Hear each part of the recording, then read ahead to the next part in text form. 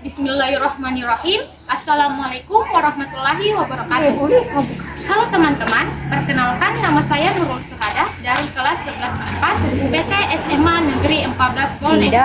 Di sini saya akan menjelaskan tentang penerapan Pancasila dalam kehidupan global. Pancasila sebagai dasar negara dan pandangan hidup bangsa Indonesia memiliki prinsip-prinsip yang kuat untuk menjaga kesatuan dan keberagaman di Indonesia. Namun, penerapan Pancasila dalam konteks kehidupan global menghadapi berbagai tantangan. Apa saja tantangan itu? Yuk, mari kita simak bersama. Yang pertama, tantangan identitas bangsa. Di tengah pengaruh budaya asing, tantangan lain yang muncul adalah bagaimana mempertahankan identitas bangsa yang berakar pada sila ke-1, ketuhanan yang Maha Esa. Banyak nilai-nilai spiritual dan kebudayaan lokal yang mulai memudar karena tergores oleh gaya hidup modern yang datang dari luar.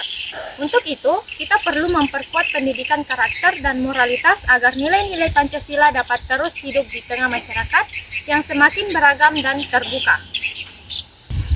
Yang kedua, teknologi dan penyebaran informasi.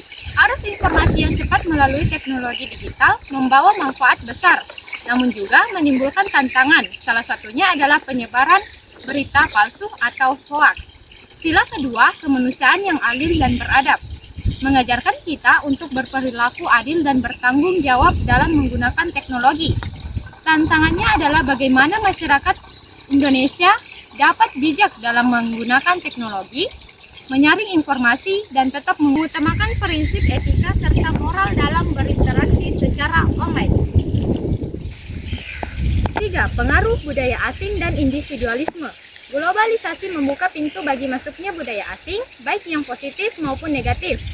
Salah satu tantangan yang dihadapi adalah meningkatnya individualisme yang bertentangan dengan sila ketiga, yaitu persatuan Indonesia. Nilai-nilai kebersamaan dan gotong royong yang menjadi cita rasa bangsa Indonesia mulai terkikis karena pengaruh gaya hidup yang lebih berorientasi pada kepentingan individu. Untuk menghadapi tantangan ini, kita perlu mengedepankan rasa kebersamaan dan terus menjaga semangat gotong royong di berbagai aspek kehidupan, termasuk di lingkungan keluarga, pekerjaan, dan masyarakat luas. Yang keempat, pengaruh politik global. Tantangan lainnya datang dari pengaruh politik global yang seringkali bertentangan dengan prinsip demokrasi Indonesia yang berlandaskan sila keempat. Kerakyatan yang dipimpin oleh hikmat kebijaksanaan dalam permusyawaratan perwakilan.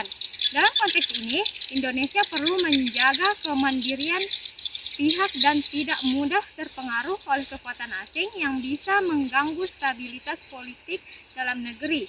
Partisipasi aktif masyarakat dalam proses demokrasi juga penting untuk memastikan keputusan yang diambil benar-benar mencerminkan kehendak rakyat. Yang kelima, globalisasi ekonomi dan kesenjangan sosial. Dalam bidang ekonomi, globalisasi membawa peluang sekaligus tantangan. Salah satu tantangan besar adalah meningkatnya kesenjangan ekonomi di masyarakat yang dapat berlawanan dengan sila kelima, yaitu keadilan sosial bagi seluruh rakyat Indonesia. Globalisasi seringkali menguntungkan pihak-pihak yang sudah kuat secara ekonomi, sementara kelompok yang lemah menjadi semakin tertinggal. Untuk menghadapi tantangan ini, kebijakan yang berpihak pada pemerataan ekonomi dan pemberdayaan masyarakat perlu terus didorong, baik di tingkat nasional maupun lokal. Itu saja yang bisa saya sampaikan. Terima kasih sudah menonton, dan jangan lupa untuk selalu mengamalkan nilai-nilai yang kita pelajari. Sampai jumpa.